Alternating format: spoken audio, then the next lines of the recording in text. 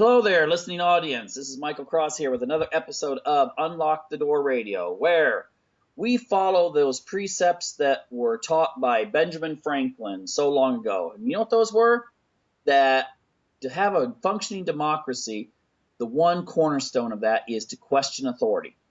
Now, questioning authority, speaking of which, our guest tonight, she's got a blog, very strong YouTube presence, lots of videos in which, oh my gosh, she questions authority because nowadays, if you want to talk about feminism and you want to talk about issues relating to gender, if you question the feminist, you are bucking the system. It's institutionalized, not just in North America, but even more so in Western Europe. Our guest tonight is none other than Karen Strongen. Is that how you pronounce it? Strawn. Strong. Okay. It's those Scots. They add in all kinds of superfluous letters. So yeah, is that Irish or German? it's Scottish actually. So yeah. Kind of in between. Okay. No insult to the Scots one way or another. Or the Germans. I'm actually neither. I'm half Danish, but Strawn is my married name. So.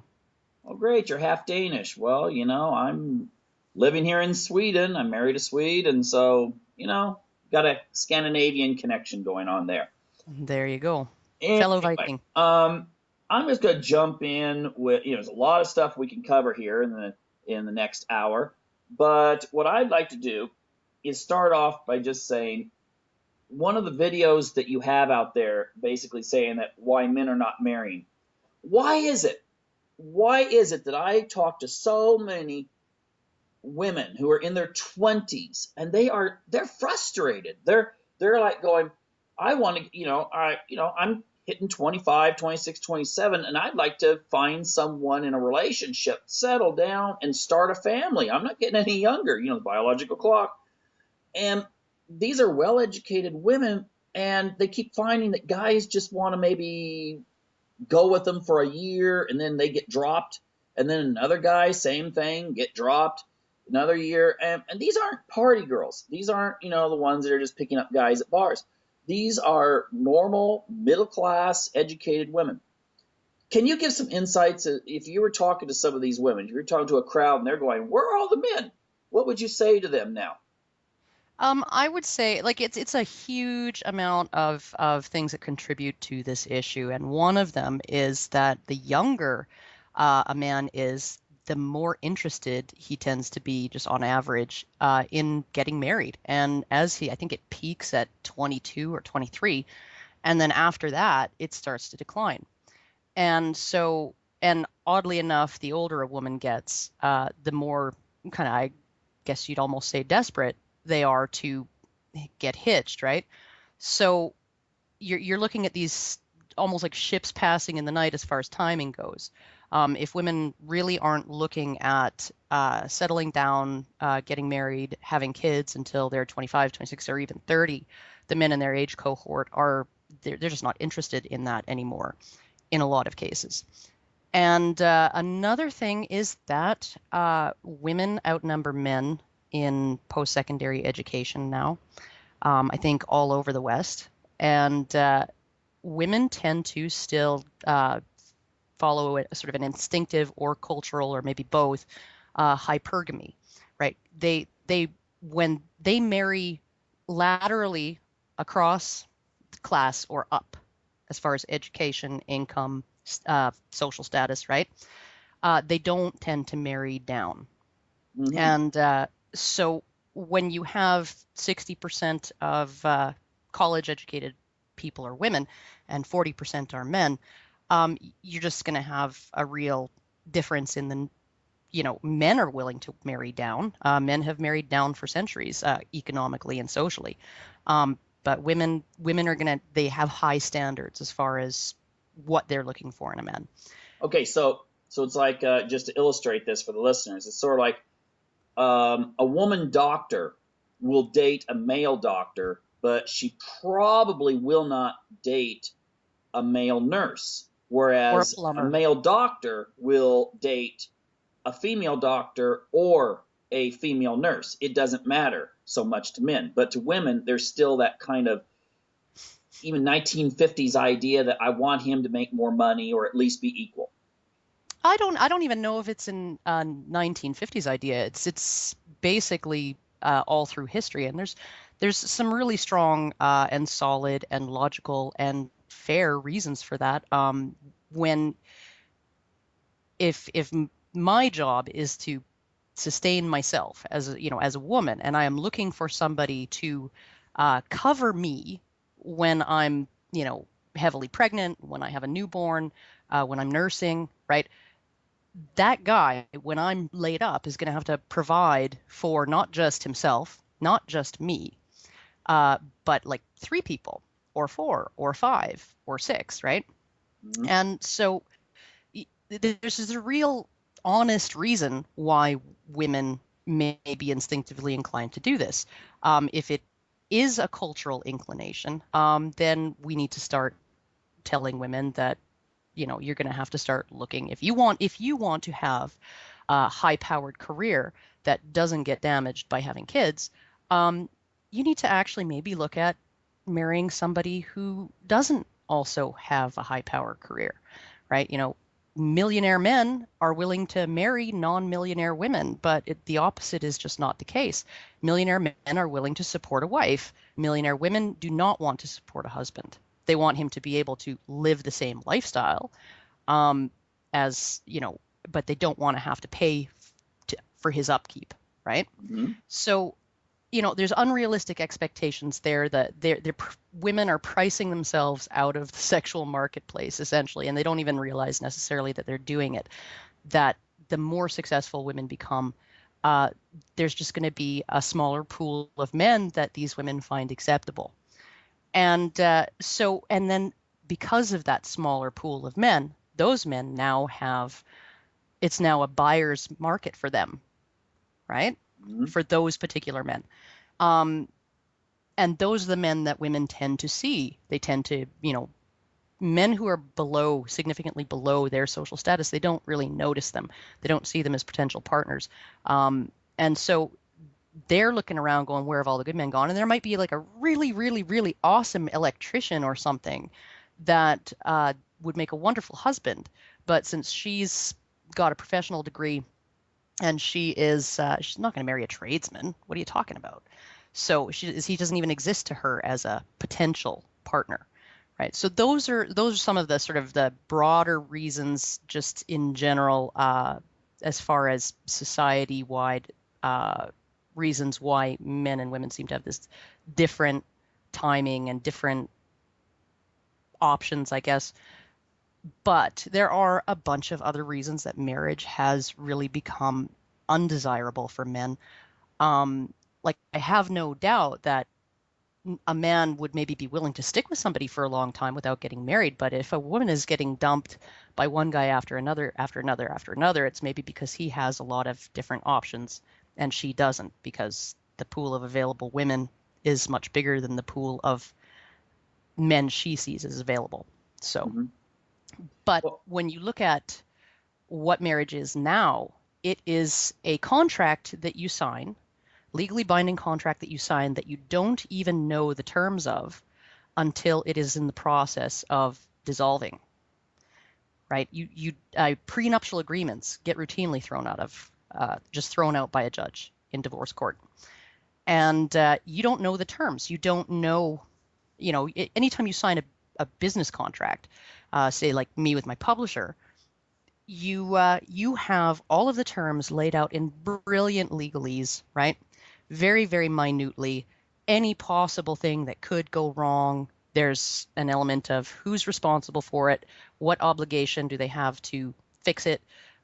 When one person wants to dissolve the contract ahead of time before its term is up, how much do they have to pay? What do they owe the other party, right? It's all spelled out before you sign, right?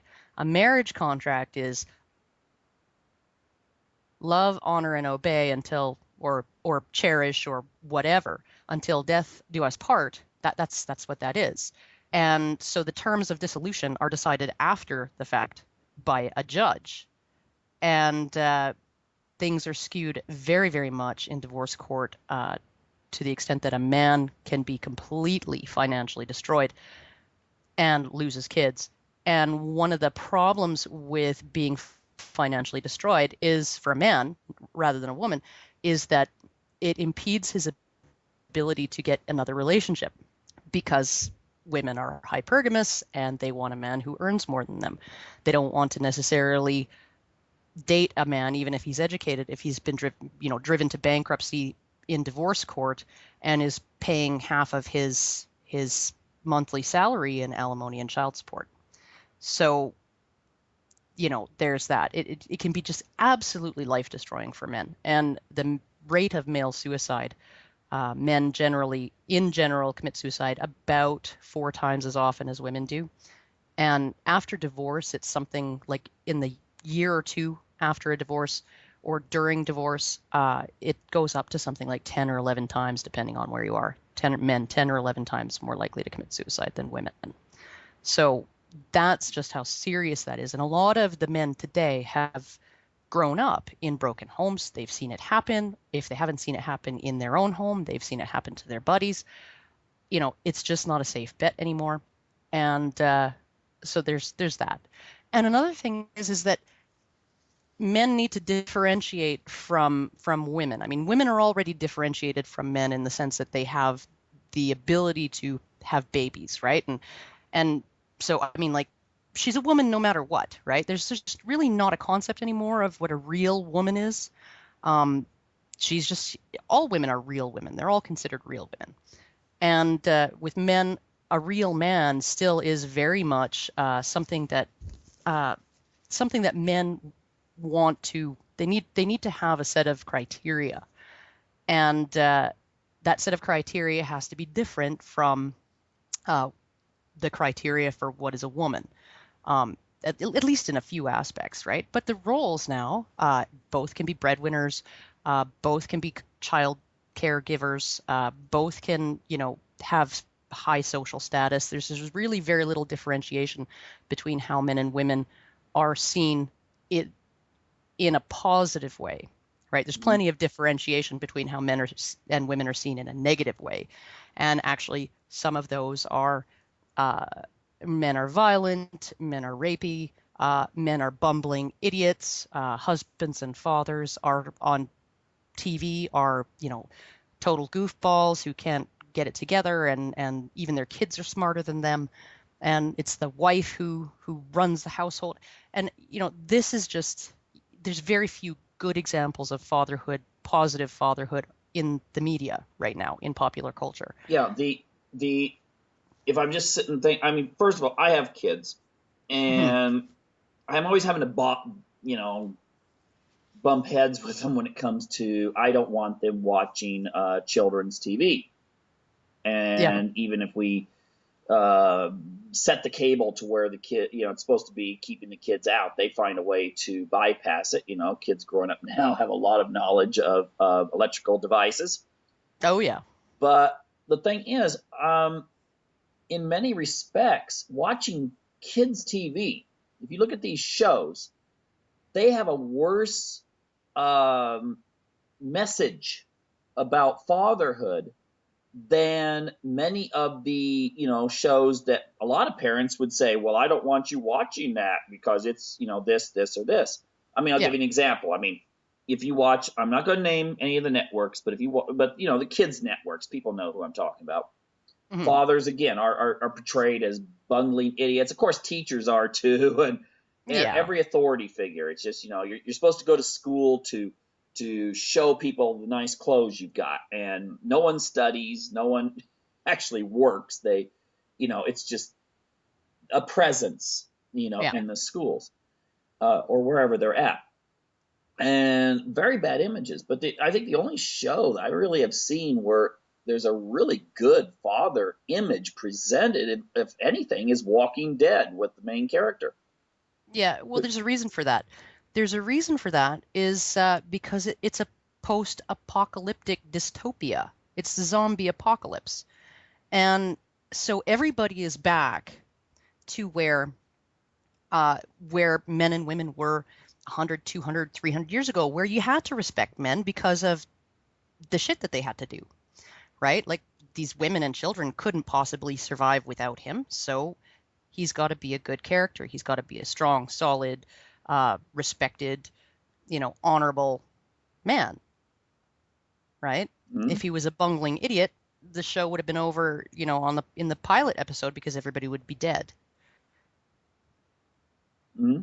because he wasn't able to protect them, right? So I mean, like this is why I think when we sort of transition through technology and modernity and everything, and so everybody's lives are really safe and easy right now, and women aren't in danger when they leave their front yard.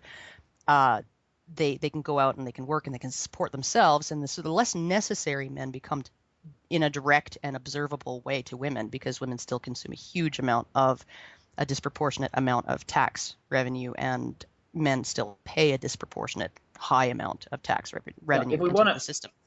if we But want, but the less necessary they are, the less we have to respect them. well, the irony about this is, and I want to get back to some of the stuff you were talking about with the age groups of marriage, is if we're going to use another TV analogy.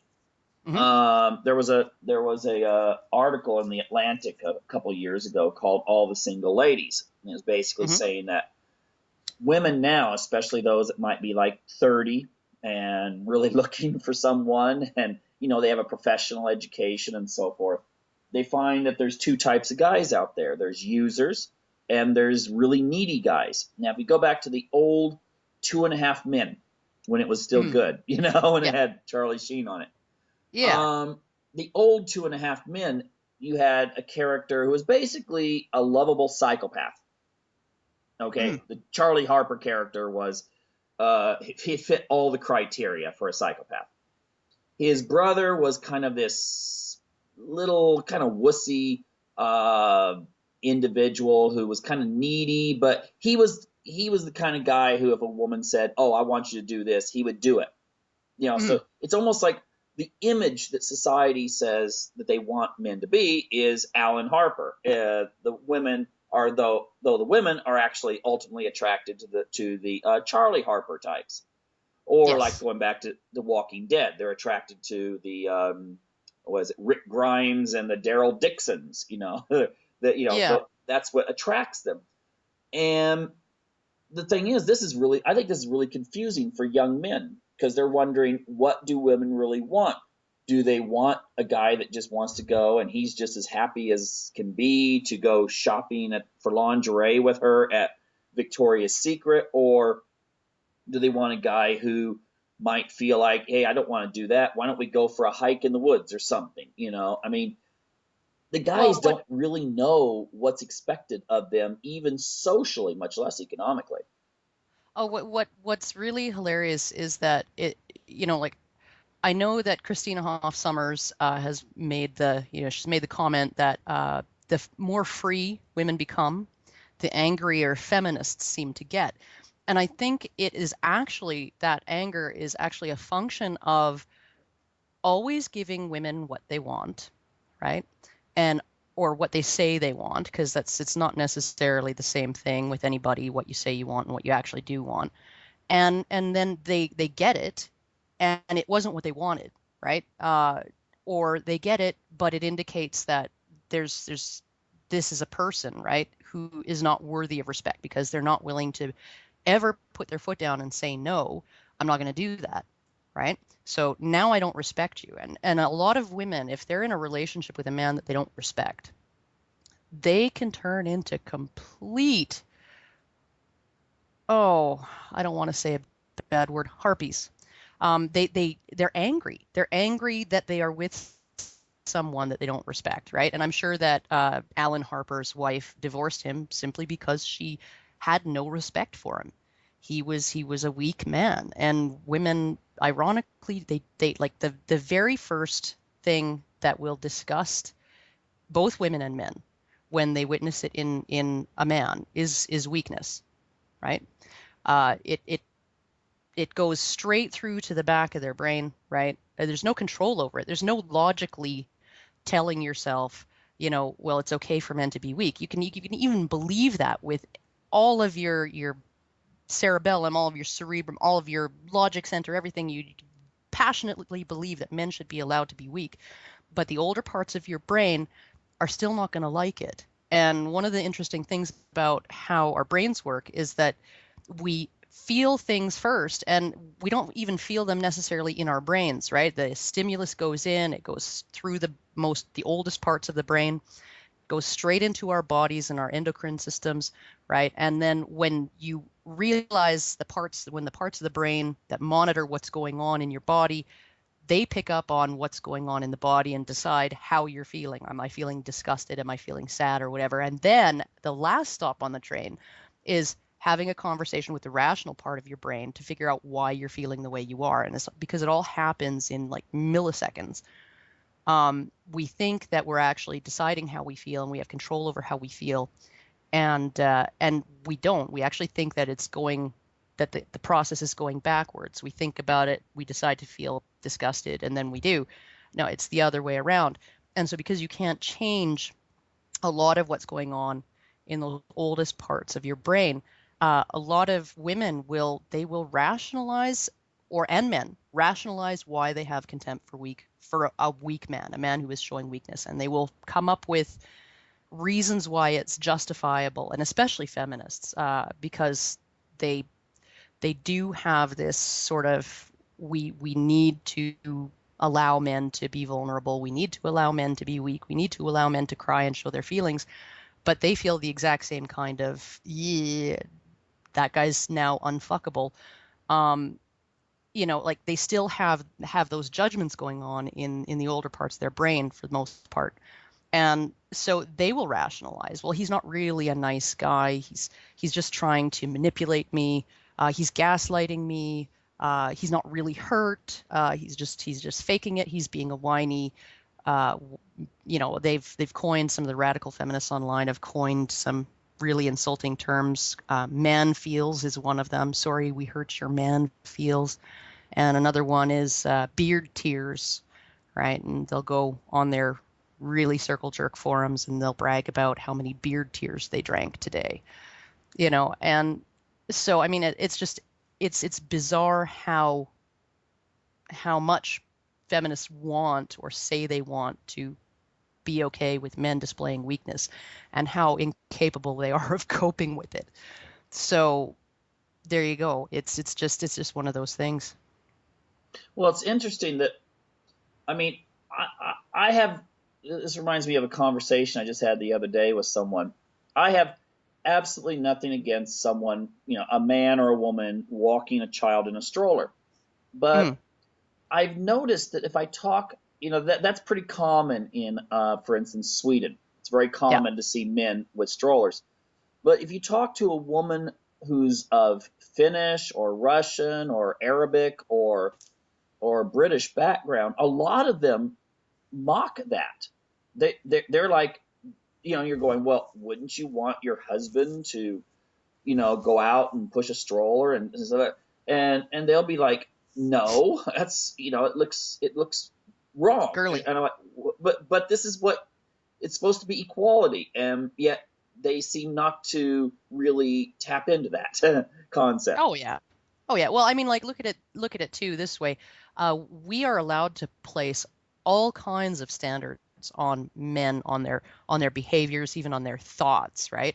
Like, we're allowed to be offended if a man is quietly in his house getting off to internet porn, right? Like, we're allowed to be offended that he would think that it's okay to do that.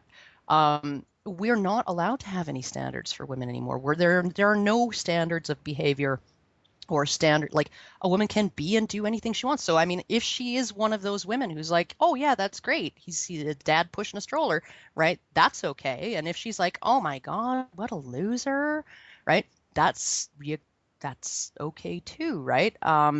If she wants to dress butch and cut all her hair off and wear pants, that nobody's allowed to criticize her, right? If he wears a dress, look out, Mm-hmm. you know.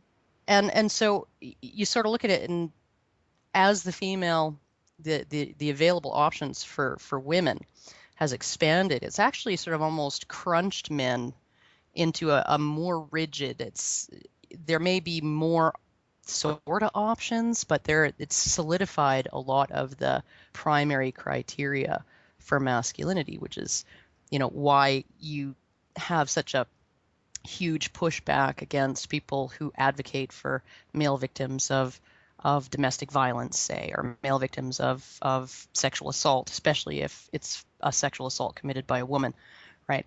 That men are not allowed to be victims. They're not allowed to have been weak enough to be victimized, right? And women would rather see a man die on his white horse than fall and show that he's not a real man. It's just the most bizarre thing. Well, going So, back to what you said about entertainment and stuff like that,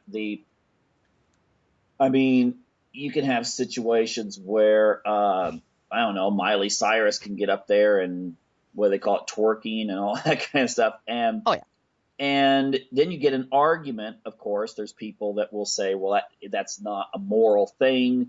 But then there's a lot of defenders, even young women, who are saying, mm, no, that's her right of expression and artistic this and that and that. But if Justin Bieber got up and did exactly the same thing on stage, people would just be probably, his fans would even be sitting there with their jaws dropping, going, what the, you know? oh yeah. Well, I mean, you look at it too, right? The Video Music Award thing with Miley twerking her butt up against Robin Thicke's junk, and you know, there is some criticism, especially in the feminist community, of Miley's transformation of, into this incarnation, and what does it mean? Like, is she objectifying herself, or is she embracing her sexuality? Is it sincere? If it's sincere, it's okay. But if it's not, and she's just being objectified by the industry, for the cash and the glory, then that's maybe not okay and whatever. But the criticism of Robin Thicke is that, well, he's just rapey, right? I mean, there's no concern, right, that maybe something, if Robin Thicke is, and his Blurred Lines video, if this is, is this a sincere expression of his sexual attitudes and his sexuality, or is he just being exploited by the industry for the money and the fame, or there's no sense that he can be anything other than an actor, like a moral agent, and the verdict is in, he's rapey. He advocates rape. Hmm. Yeah, They've banned his song. They've banned his song in from university campuses in the UK because it's rapey. Yeah. The weird part is that we have all of these different currents, it seems, in society. I mean, you've got feminism, of course, breaks up. I mean, there's different types of feminists. There's Camille Pagula type of feminism, which is more libertarian. Women should be able to allowed to do whatever they want to do. If they want to get married to another woman, have a family, great. If they want to Yep. stay home and homeschool their 6 or 7 kids and read from the Bible and stuff, that's just as great as well. There's a consistency there. Then, of course, you've got the ones who seem to have more of a political agenda. Then you have others. But then you also throw in the mix, and I think this gets back to like the divorce laws. You throw in the mix that in North America, there's really a strong conservative, religious Hmm. um, vein in the people. I think a lot of those divorce laws were written in the 50s, and they were sort of designed to punish men, because in the 50s men were the ones who, they're going to leave their wife with 3 kids and go and run off with the 20-year-old secretary, or Yeah. something. So society is going to punish them. Well, And actually, in conservative religions, especially, there is that, like you said, with the pornography. You read websites that are put up by uh, conservative religions, and they'll talk about, well, men are doing this, men, men, men, men, men, men, men. And if you yes. mention in a forum, well, what about the statistics that women make up more than a third of subscribers to pornographic sites? People, it just, they can't fathom that. They're like, well, maybe their husbands are forcing them to it. I'm like, what? Yeah, no, that's moral agent versus moral patient. Yeah, so And we have this kind of from conservative religions, we have this kind of, well, if a guy does something wrong, then he's being immoral. We have a liberal society that seems to, at the same time, question gender and these kinds of things, and so you're getting hit from every single direction. And I've noticed, I'm not going to name any religion specifically, but I have noticed articles from conservative religions where leaders, people that have influence, are saying that people, it's weird that people aren't marrying even in their religion.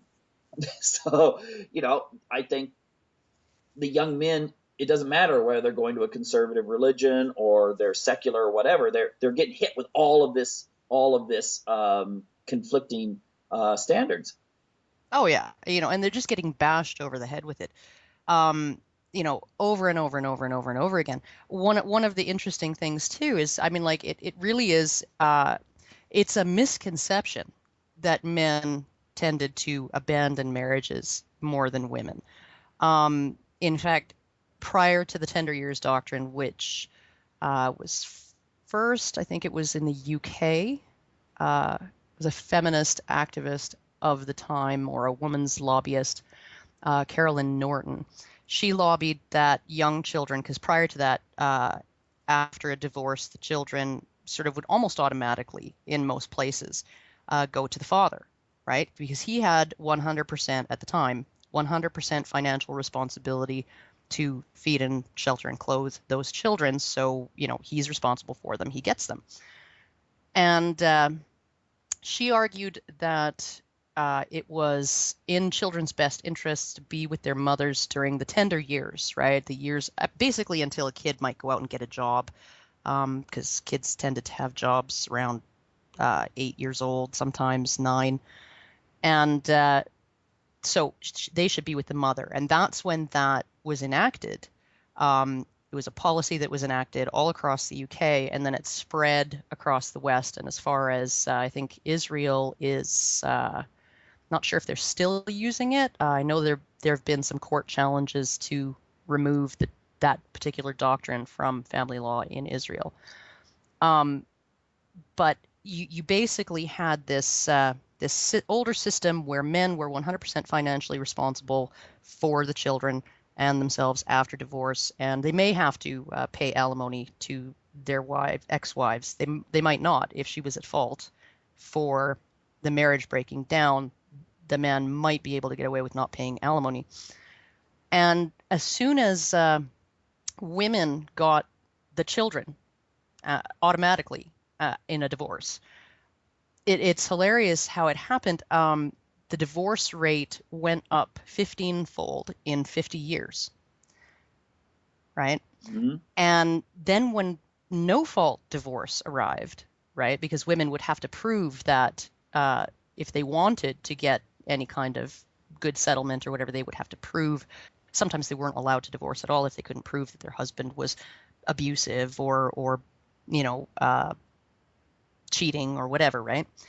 But they brought in no fault divorce, and suddenly you have this skyrocketing divorce rate, because now a woman gets alimony or child support or some kind of financial support, either from the ex or from the government, if she needs it, automatically, right? And she gets custody, between 80 and 95% of the time, primary physical custody of the children.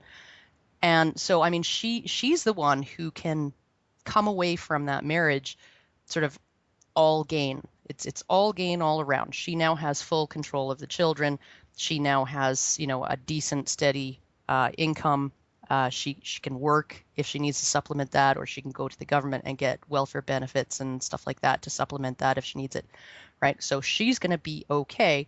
Soon as that happened, that she would be okay no matter what, even if she decided to divorce him because she was bored or just unhappy. And that's the main reason is dissatisfaction. That when you ask women why they filed for divorce, it was dissatisfaction. So it's not even abuse or anything. So really, it's all through.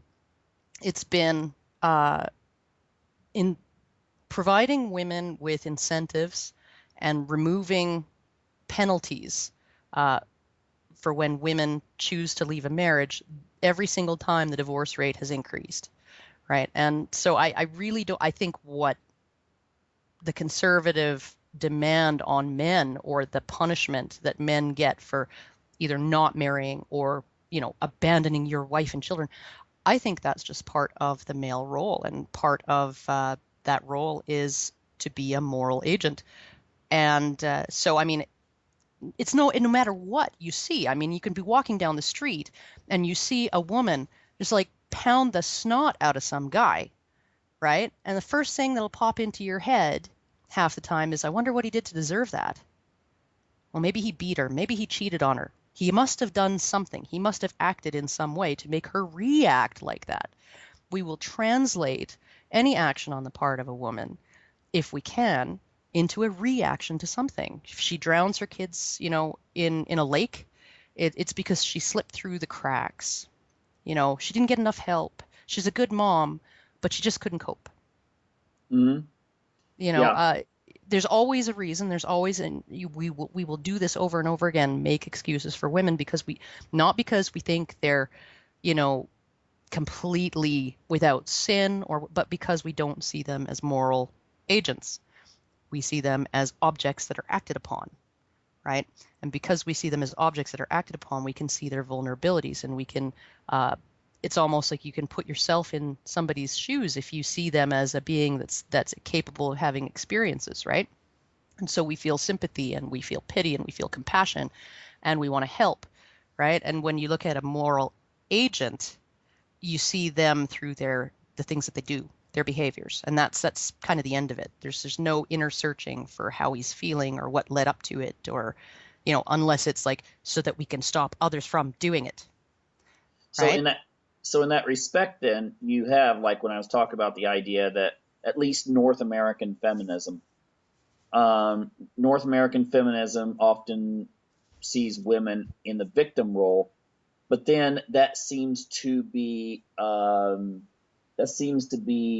supported by then conservative religion, which also says, well, sugar and spice and everything nice, and therefore the woman has to be the victim as well if anything goes wrong in a marriage.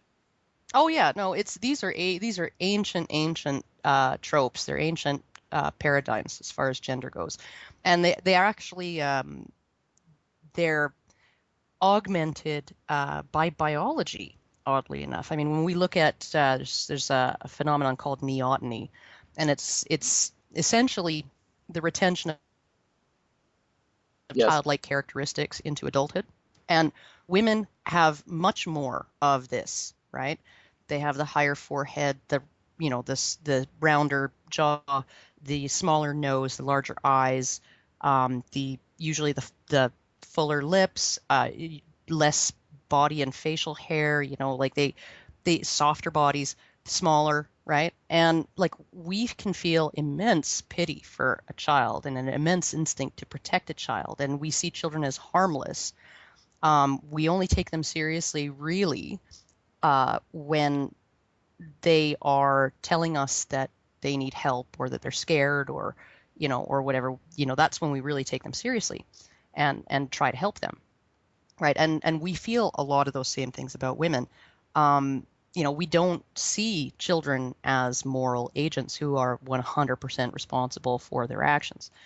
And yet men simply appear, just in objective terms, more adult, right? They have more of the characteristics of the adult of our, you know, our precursor species, right?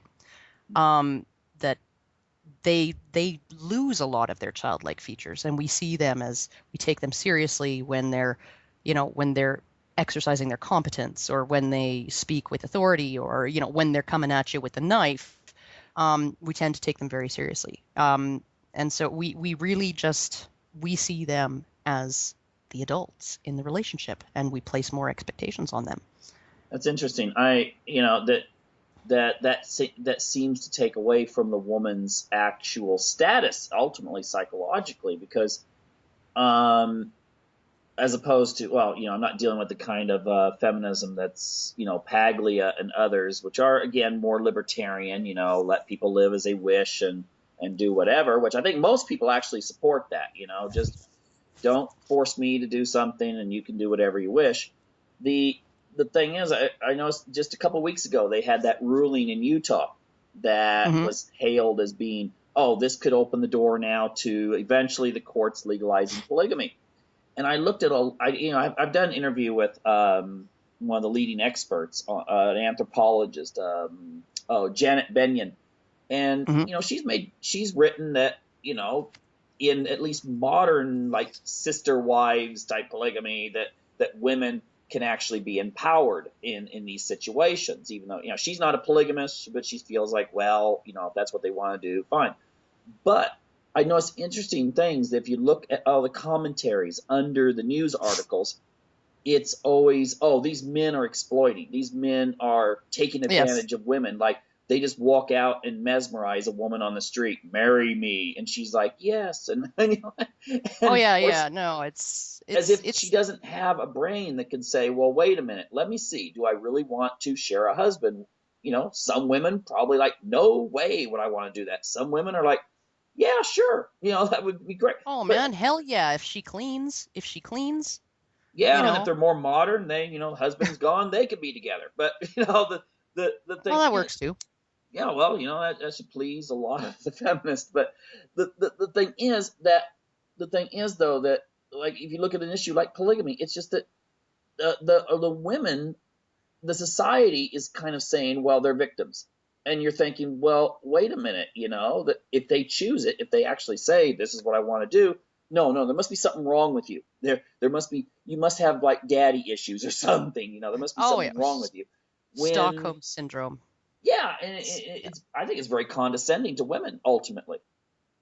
Oh, it really is, and one of the most interesting things is, because the mainstream of feminism tends to really not get along with Camille Paglia, right? Mhm. And they she's considered a dissident feminist. Christina Hoff Sommers, uh, at last I checked, was listed in the anti-feminism section of feminism's Wikipedia page, right? uh, And as you know, like so, a lot of feminists don't consider these women to even be feminists, right? And so you have this extreme focus. They say that they're dismantling the patriarchy, but they're just dialing it up to 11. It's like they're just it's patriarchy on frappe. It's like or liquefy even. It's absolutely it's all the same psychological um, dynamics. It's all the same psychological impulses and instinctive behaviors. It's just that they have modified how they express. Those things are modified in how they are expressed in this environment, right? Like you can look at the sort of the sense of entitlement of the female lobby, right? As far back as the 1600s, right? Where the women of England penned a petition to the King of England to ban coffee houses because, and the language in it was so shaming of, men who were not up to snuff. It was almost like, you know, uh, what you see from women who want to shut down a man who's arguing a point, and she's like, "You're just saying that because you can't get a date, or you're just saying that because you hate women because you've never been laid, or you're just saying that because, you're not a real man, right?" But this letter was just this petition. It was like, the King of Spain recently had to order his subjects to perform the grand kindness to their wives no more than 9 times a night. We here in England, because of this evil coffee, our husbands don't even come home. They won't sleep with us. They can't get it up. They're being lazy. They're so we want you to ban coffee houses because our men aren't behaving the way we want. hmm that's interesting Like history there. it's hilarious. And just the sense of entitlement. Like we can tell the king what to do so that our men will be back to doing what we want them to do, right? And like this, to assume that women have never had any power, I mean, like the king denied their request, probably because he was a fan of coffee, right? But, uh, you know, the very fact that those women wrote that petition thinking that, they could make the king acquiesce to their demands, right, shows that women at that time did not feel like they had no power in society. It's just that they had different lives. Like they didn't, why would they want to have a man's job, right? They're so busy at home, uh, you know, looking after everything without vacuum cleaners or dishwashers or electricity or hot and cold running water or running water at all. They're looking off. That's like a 14, 16-hour day, right? They don't even have sewing machines to sew clothes with. They have to do it all with needle and thread, right? There's no shops that you can buy clothes off the rack, right? You're sewing for 5, 6 people, right? So, you have these women doing that work, right? Why would they want to have a job on the side if they didn't have to? Yeah, it would just have added more and more. It sounds a little bit akin, this petition you were talking about sounds akin to like the temperance movement, where there was a lot of shaming of Oh men. yeah. Oh, they used domestic violence as one of their primary ways of getting public support for prohibition. They would go from town to town and they would put on plays that showed that when the man got drunk, he'd beat his wife, right? That Hmm. the drink turned him into a rapey, wife-beating bastard, right? And that was one of the reasons that the public bought it. And one of the most hilarious things is like, women, this whole women and men are just as violent, just as likely to be violent in their relationships, right? Women are just as likely to hit and throw things and bite and scratch and stab and shoot men as men are to punch women, Hmm. right? Or Well, push them around. yeah, well, I know that the statistics are that women actually commit most of the child abuse. Well, The and mothers. women commit most of the unilateral violence in relationships. So like what we've been exposed to as sort of a pop culture model of how domestic violence operates is the sleeping with the enemy, enough these that the man just beat the crap out of her because she burnt the toast, right? But she's just like a timid submissive woman. This is not the way it plays out, and 70% of the relationships where there's severe abuse against a nonviolent partner, it's the woman doing the perpetrating, right?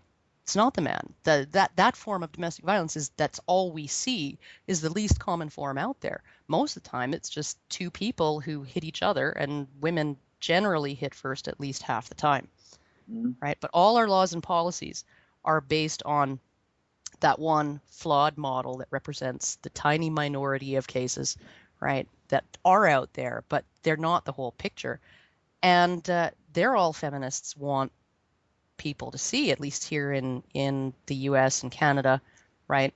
There's a huge amount of resistance to exposing the public to those facts, and there's all kinds of minimization. And well, but men can hit harder. Yeah, well, so she stabs you in your sleep, right? Like, Yeah. it's not like women are completely helpless. Men do tend to do more damage when they actually hit, but 35 to 40% of the people going to the hospital for domestic violence injuries or getting medical attention for it are men, right? And you don't get to hear that, Hmm. right? And so, I mean, like what these feminists are doing, it's literally patriarchy dialed up to frappe. I mean, like it literally is, women are weak, women are helpless, women are moral patients, women require protection, women need help, women need support, women can't make it on their own, women can't get out safely. And the men, oh, well, you can take care of yourselves. Hmm. Well, yeah, You know? and it seems like, I mean, you had a video, Hmm. slightly change the subject a little bit. You Hmm. had a video that was basically saying that the nice guy gets destroyed in a lot of relationships. Yes. Um, and the thing is, at the very beginning, when you said that men often are really into marriage up until about age 22, and we can assume, at least in more rural areas of Texas and stuff, still that usually those couple, the high school sweetheart marriages still take place. and so forth. And then, but in the more suburban or metropolitan areas, marriage is going, later and later and later. Yeah. But it seems then that there may be guys that may decide that if they're looking out there and they're Mhm. seeing that the bad boy gets dates, in fact, the bad boy has a different woman for each night of the week, Mhm. and they're the nice guy, they're the guy that's polite and sweet and Access her kind of emotional. like he just stepped off, he's like this image of like these One Direction or something like that, Oh yeah, really no, nice. and he's her emotional tampon when she phones him at 3 o'clock in the morning to cry about how the bad boy, the latest in the string of bad boys, dumped her. Hmm. But Right? it That's seems to me then that a lot of guys might, and I'm not going to give publicity to this guy. But there's a radio show host out of California that a lot of his shows deal with, well, if women are so, they're divorcing you or they're doing this and this and this, it's time to actually start just using them. And he does, he's a very popular radio show host. He This is talks. Tom Lakis. I said I wasn't going to name names. Oh, I'm happy to name names. I actually quite like him. I can enjoy gender discussion issues, stuff like that, from the male perspective, even when it's really, really hardcore. There's usually something they'll Yeah, say things that make you think.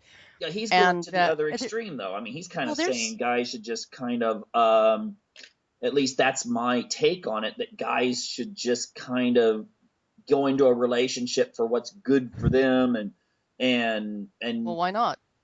well, I mean, if the guys are just going to start using the women, and I mean, who's going to have the babies? Who's going to But take care of the if families? I mean, we're going to uh, die out as a species. well, I mean, okay, but who is having the babies? The women who go for the bad boys. They're just not having them within a relationship, within a stable relationship, and the government will pay their way, right? This is what's happening. It's sort of a return to the tournament system of mating or the harem system that we came from when we split off from chimpanzees.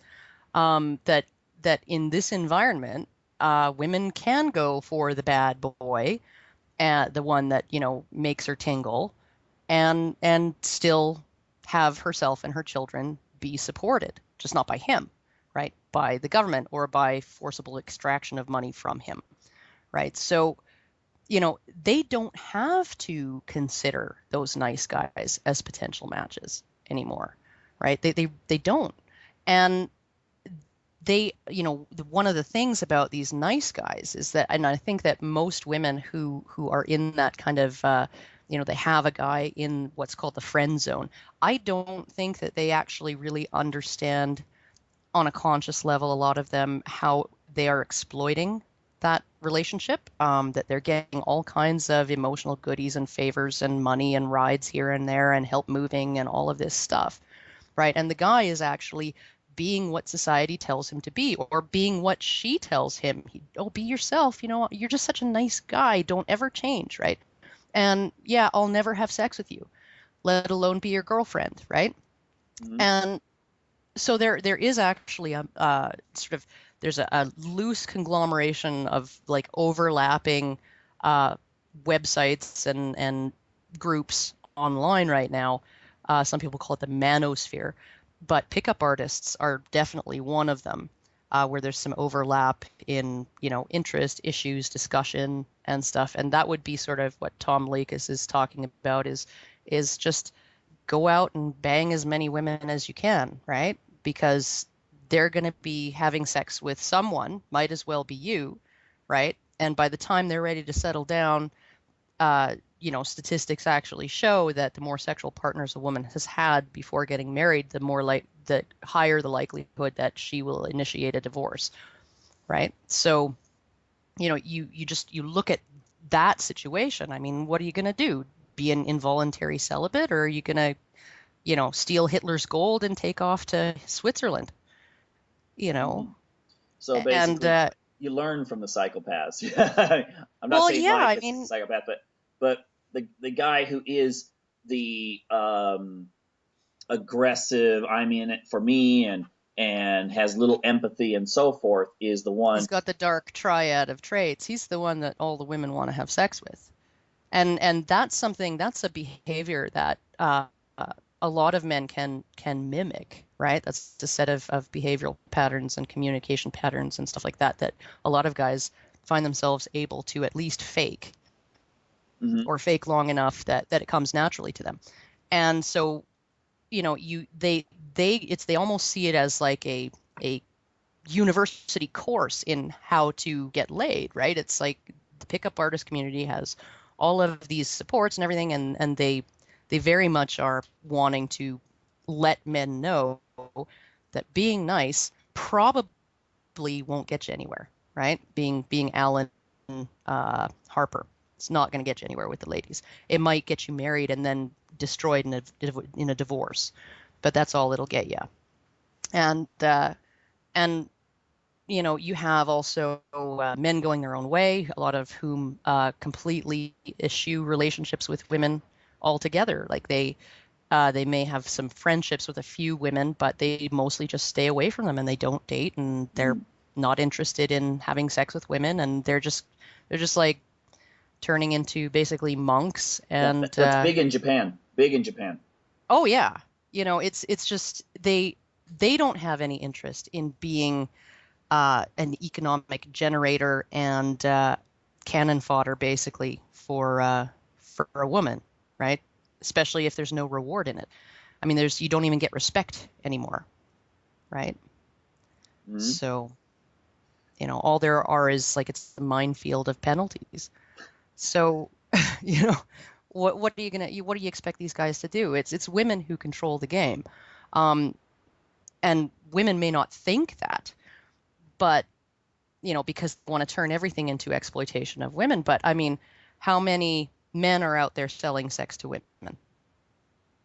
Yeah. Not a whole lot, Yeah, I right? think that, well, It's women it's women whose sexuality is held in to be valuable. And even looking at, a soiled woman, well, she's soiled because she came into contact with male sexuality, right? mhm. So, what do we really think about male sexuality if a woman can be soiled just by coming into contact with it?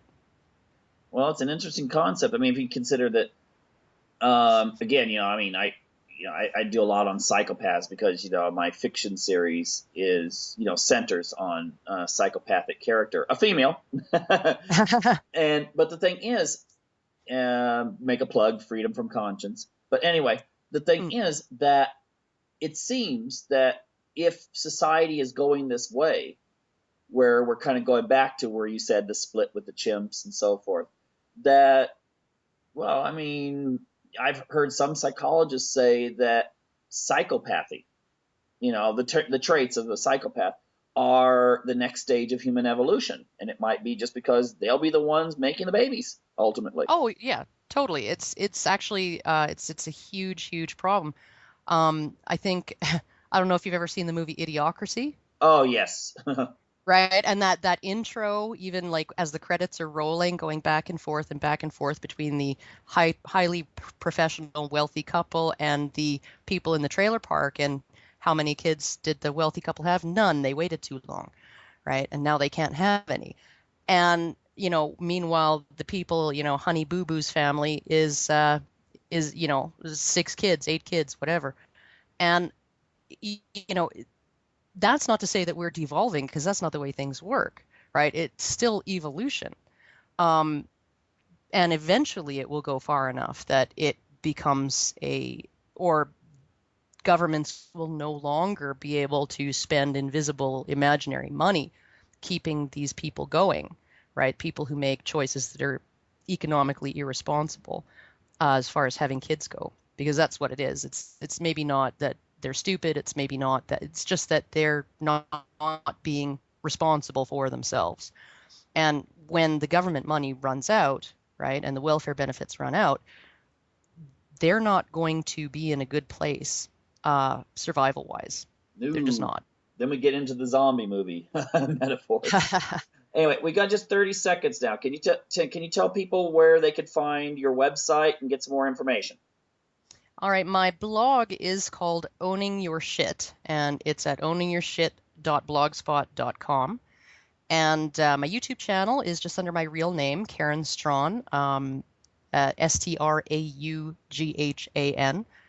And or you can just Google feminism on YouTube, or look up feminism on the search bar on YouTube and scroll down, and you'll find me eventually. Um, and yeah, I talk a lot on Reddit, and you can sometimes find me there, places I hang out. And yeah, if you want to sort of have a better view of what I'm talking about, visit my channel, look at some videos. Okay, well, great. Well, again, thank you very much for being on tonight, and maybe in the future we'll have you back on here talk about. I mean, it seems like we've just scratched the surface. Oh yeah, yeah, it's a huge thing. Thank you so very much for having me. Okay, well, And great, and enjoy that nice cold Canadian air right now.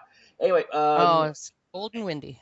yep, and I'd like to also thank our guests. I mean, guest, huh? I'd like to thank our listeners for tuning in, and I hope you'll be back next week for another episode of Unlock the Door Radio.